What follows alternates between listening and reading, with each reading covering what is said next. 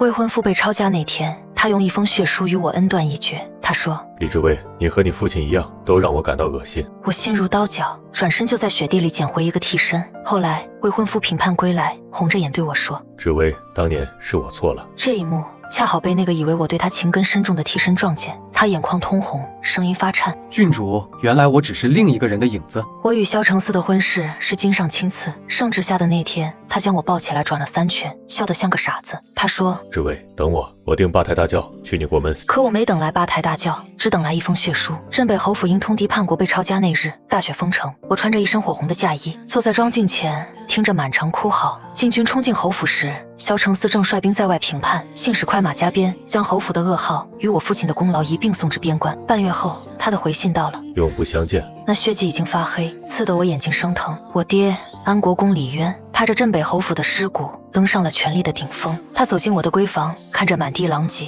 叹了口气：“知微是爹对不住你，但成王败寇，自古如此。萧家有不臣之心，留不得。”我没说话。我懂，我当然懂。我生在公府，长于朝堂，这些道理我比谁都懂。安国公府与镇北侯府一文一武，看似亲密无间，实则早已是陛下的心腹大患。一山不容二虎，父亲只是选择了先下手为强，我只是不懂萧承嗣为何要这么恨我。我冲到他面前，想解释：“承嗣，那是长辈的博弈，与我们无关。”他打断我，那双曾盛满星辰的眼眸，此刻只剩下冰冷的厌恶。李志威，你真让我恶心，你和你父亲都让我恶心。我脸上的血色瞬间褪尽，我结结巴巴的想说：“你以前明明说过最喜欢我。”可看着他决绝的神情，我一个字也说不出口。我和他青梅竹马20年，我怕黑，他便提灯陪我走遍长安城的每一条暗巷。我摔跤，他会笨拙地为我护着伤口，比我还紧张。满京城的贵女都爱慕他，他却只看得到我。上元灯节，他曾于万千人海中为我赢得那盏最亮的走马灯。志威是我的，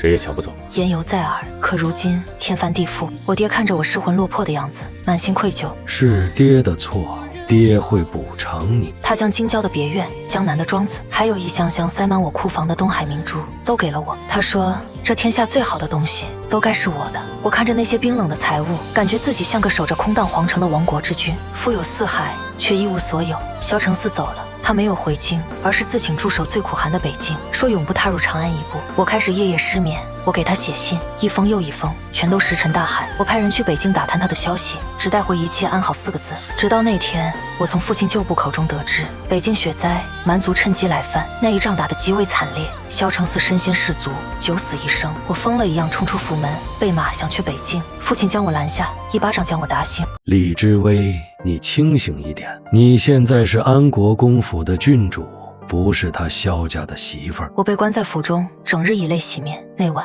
长安又下起了大雪。我推开窗，看着外面白茫茫的一片，心里空得厉害。我偷跑了出去，没有目的，就在冰冷的街上一直走。走到城西的破庙时，我看见雪地里躺着一个人，他穿着单薄的儒衫，浑身是血，已经冻得嘴唇发紫，眼看就要活不成了。我本不想多管闲事，可就在我转身的瞬间，他艰难地睁开了眼。那是一双怎样的眼睛？清冷、孤傲，带着一丝不屈，像极了当年那个挡在我身前对欺负我的小霸王说不准动他的萧承嗣。鬼使神差的，我停下了脚步，我蹲下身，探了探他的鼻息，尚有余温。他用尽最后一丝力气吐出2个字。我看着他那张与萧承嗣有7分相似的脸，心口莫名一动，一个荒唐的念头在我脑中疯长。我救不了萧承嗣，或许我可以救一个他的影子。我叫来府里的侍卫，将他抬回了我的别院。大夫说他失血过多，又受了风寒，能活下来是奇迹。他昏迷了3天3夜，我便守了他3天3夜。他醒来时，看见床边的我，眼神里满是警惕。你是谁？为何救我？我端着药碗递到他唇边，语气是我自己都未曾察觉的温柔。我叫知微，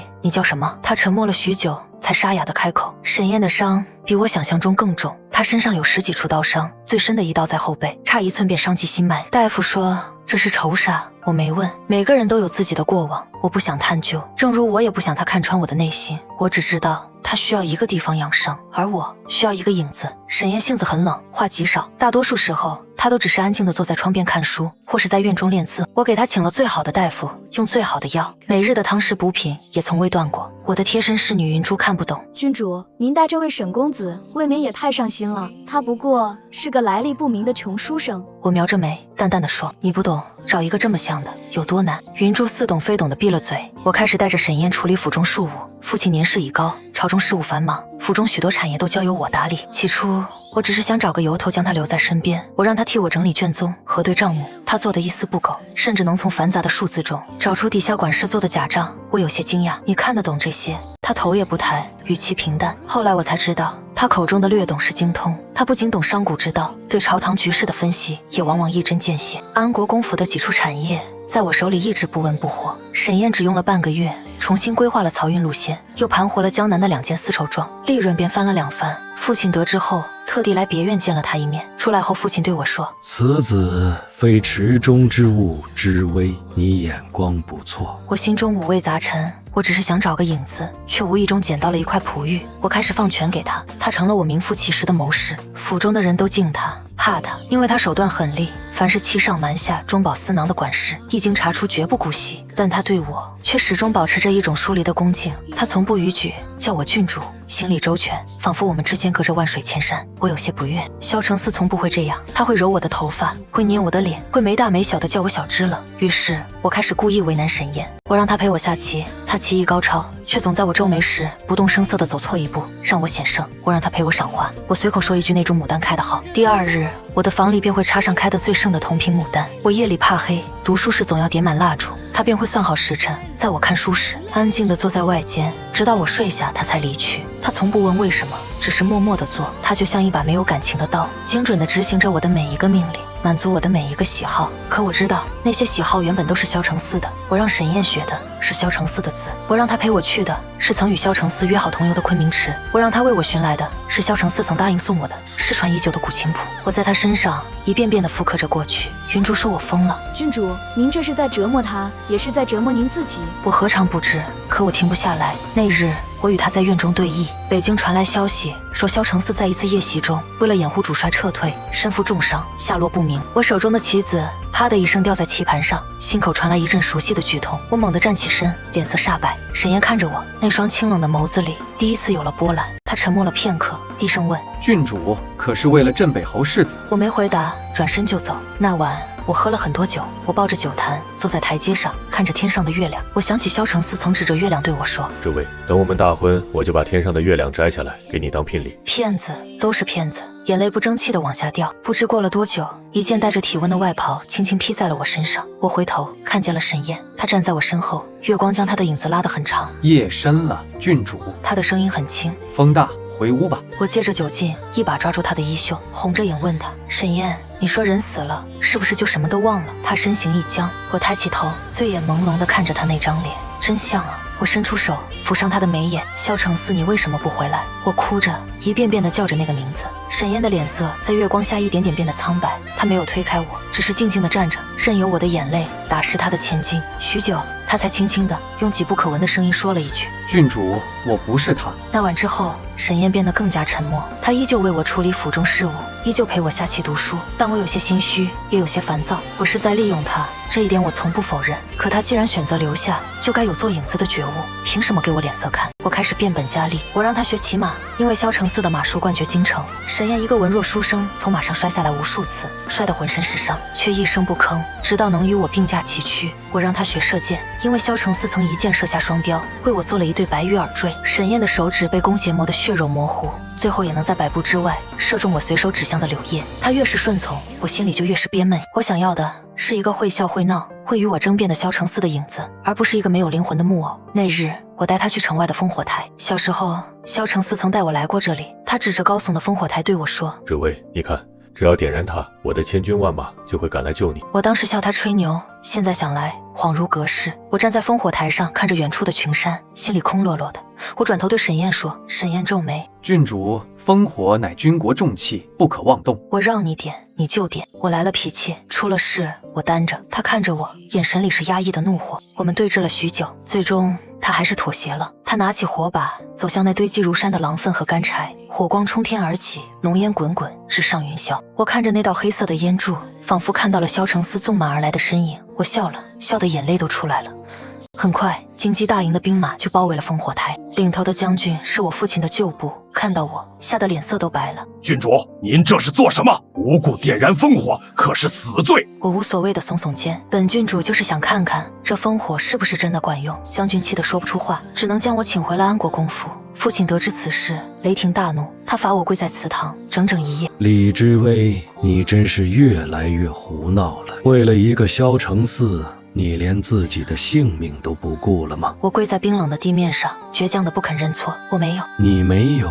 那你告诉我，你为何要点烽火？我答不上来，我总不能说，我只是想看看会不会真的有人为我而来。父亲气得拂袖而去，云珠偷偷给我送来食盒和伤药。郡主，您又是何苦？沈先生也被国公爷罚了，在雪地里跪着呢。我心里一惊。是啊，沈先生一力承担了所有罪责，说是他怂恿郡主您点火的。我冲出祠堂，跑到院子里。沈燕穿着单薄的衣衫，直挺挺地跪在雪地里，背脊挺得笔直，雪花落在她漆黑的发上，清瘦的肩上，很快积了薄薄的一层。她的脸冻得发青，嘴唇毫无血色。我跑过去想拉她起来，你疯了？这点小事，我爹不会真把我怎么样的，你何必？她打开我的手，声音冷得像冰。郡主不必为我求情，这是沈燕分内之事。什么分内之事？为郡主分忧，为郡主担责。她抬起头看着我，一字一句地说：这是我身为谋士的本分。又是本分。我气得浑身发抖。沈燕，你是不是觉得你为我做了这些，就能抵消我救你的恩情，然后两不相欠，随时都能离开？她沉默了，她的沉默就是默认。我心口一痛，说出的话也变得刻薄。我告诉你，不可能，我救了你的命，你就一辈子都是我的人。我让你生，你便生；我让你死，你也得死。你就是我的影子，这辈子都别想摆脱。我说完就后悔了，这些话太伤人，也太难听。沈燕的脸色在那一刻变得惨白如纸，她看着我，眼神里有什么东西碎了。她缓缓地扯出一个比哭还难看的笑容。是郡主，沈燕遵命。那天晚上他发了高烧，旧伤复发，咳出的血染红了枕巾。我守在他床边，看着他烧得通红的脸，听着他无意识的呓语，心里第一次涌起名为的情绪。我到底在做什么？我在一个无辜的人身上发泄着对另一个人的爱而不得。我把他当成影子，可影子也是会痛的。我握住他滚烫的手，低声说：沈燕，对不起。昏迷中他似乎听到了，他皱着眉喃喃道：不是他，我不是萧承嗣。沈燕病好后对我更加疏远，他不再与我对弈，不再陪我读书，只是每日清晨来我书房汇报事务，然后便回到自己的院子，闭门不出。我们之间仿佛隔了一道无形的墙。我有些无措，我习惯了他在身边的日子，习惯了他不动声色的照顾，习惯了他清冷而专注的目光。如今他骤然抽离，我心里空落落的，比当初萧承嗣离开时更甚。云珠小心翼翼地问我：郡主，您和沈先生是不是闹别扭了？我烦躁地挥挥手，可连我自己都不信。我开始反思，我是不是真的做错了？我把他当成替身，却又贪恋他独有的温柔。我一边伤害他，一边又依赖他。我真是个自私又卑劣的人。就在我准备放下身段去向沈燕道歉的时候，北京又传来了消息，萧承嗣没死。不仅没死，他还因祸得福，找到了蛮族王庭的密道，率领残部奇袭成功，斩杀了蛮族可汗。北境大捷，京上龙颜大悦，下旨召萧承嗣回京受赏。消息传遍长安时，我正在喝茶，茶杯从我手中滑落，摔得粉碎。他要回来了。那个我说不清是爱是恨的男人要回来了。我不知道自己该是什么心情，期待、紧张还是害怕。我下意识地看向沈燕的院子，那扇门依旧紧闭着。我突然很想见他，我想告诉他，正主回来了，你这个影子可以下班了。可话到嘴边却怎么也说不出口。我发现我好像有点舍不得，舍不得他为我温的茶，舍不得他为我修剪的眉，舍不得他深夜里陪在我书房外的那个沉默的背影。我陷入了前所未有的混乱。萧承嗣回京那天，万人空巷，他骑着高头大马，穿着一身银色铠甲，面容冷峻，眼神锐利。2年的边关风霜让他褪去了少年的青涩，变得更加沉稳，也更加陌生。他不再是那个会对我笑的少年郎了。我站在酒楼的窗边，远远地看着他，他似乎感受到了我的目光，抬头向我这个方向看了一眼，四目相对，隔着喧闹的人群，他的眼神很复杂，有恨有怨，还有一丝我看不懂的情绪。我仓皇地移开了视线。当晚宫中设宴为他庆功，父亲带我一同前往。宴会上，他成了所有人的焦点。王公贵族们争相向他敬酒，夸他年少有为，国之栋梁。他应付得游刃有余，脸上带着恰到好处的微笑，却唯独没有看我一眼，仿佛我只是个无关紧要的陌生人。我心里说不出的失落。宴会过半，我借口透气，走到御花园。夜色微凉，我拢了拢身上的披风，心里乱成一团。身后传来脚步声，我以为是云珠，头也没回地说：我想一个人待会儿。是萧承嗣的声音。我浑身一僵，缓缓转过身，他站在离我3步远的地方，看着我。2年不见，你……他顿了顿，似乎在斟酌用词。过得还好吗？我扯了扯嘴角，托世子的福，死不了。他被我话里的刺噎了一下，脸上露出一丝苦笑。还在生我的气？我不敢。我垂下眼眸。我爹是奸臣，我是奸臣之女，哪有资格生英雄的气？志伟，你非要这样说话吗？他上前一步，想拉我的手，我猛地后退，避开了。世子，请自重。他的手僵在半空，脸色有些难看。当年之事是我太冲动。他深吸一口气，放软了语气。我恨的是你父亲的手段，不是你。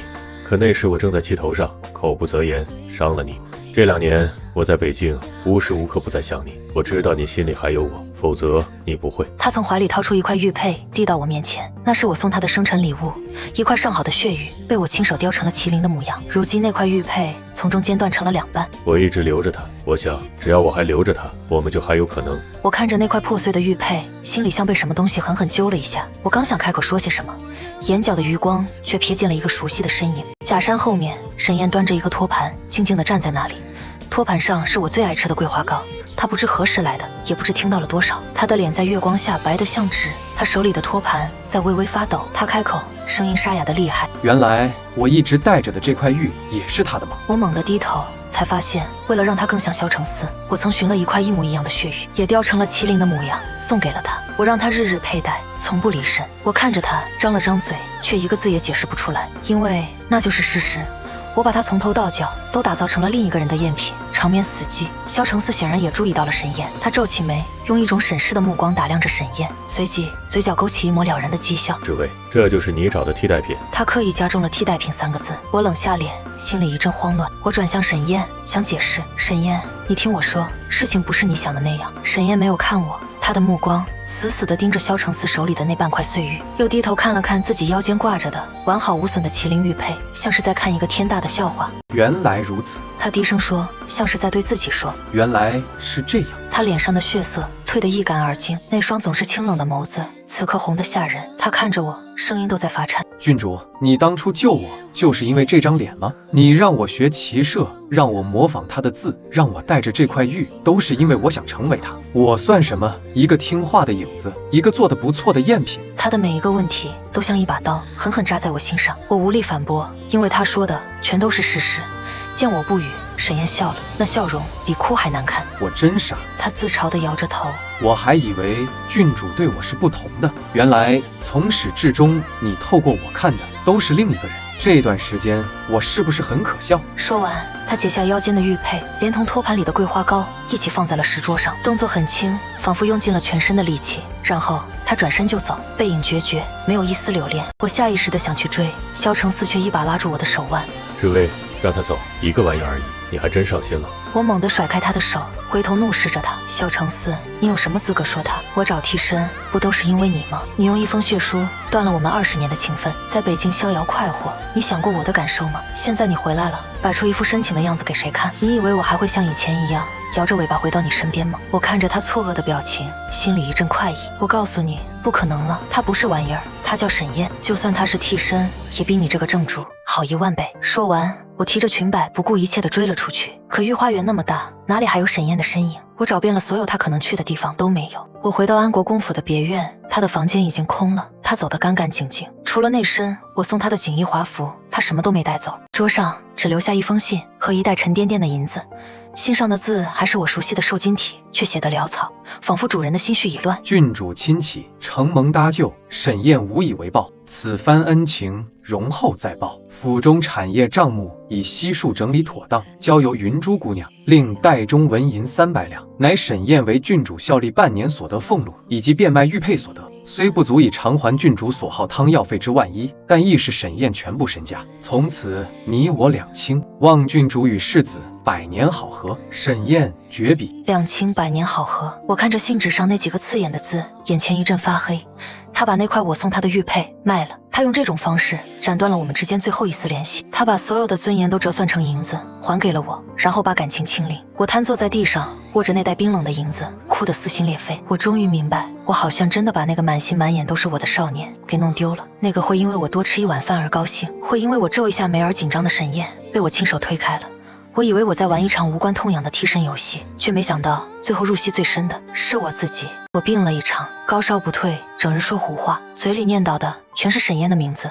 父亲请遍了京城名医，都束手无策。最后还是云珠看不下去，在我耳边说了一句：“郡主，您再不行，就真见不到沈先生了。”我挣扎着睁开了眼，他去哪儿了？我声音沙哑，云珠红着眼圈。奴婢打听到了，沈先生他投军了，去了南境，听说那里正在跟南蛮打仗，凶险得很。南境那个瘴气遍地、九死一生的战场，他一个手无缚鸡之力的书生，跑去那里做什么？送死吗？我的心像是被一只无形的手紧紧攥住，疼得喘不过气。他是在用这种方式惩罚我，也是在惩罚他自己。我掀开被子就要下床，被骂我要去南京。云珠吓坏了，跪在地上抱住我的腿。郡主，您疯了，您身子还没好，南京那么远，您怎么去啊？我必须去。我推开他，眼神决绝，我不能让他死，我不能让那个为了我连命都可以不要的傻子死在那种地方。我欠他的还没还。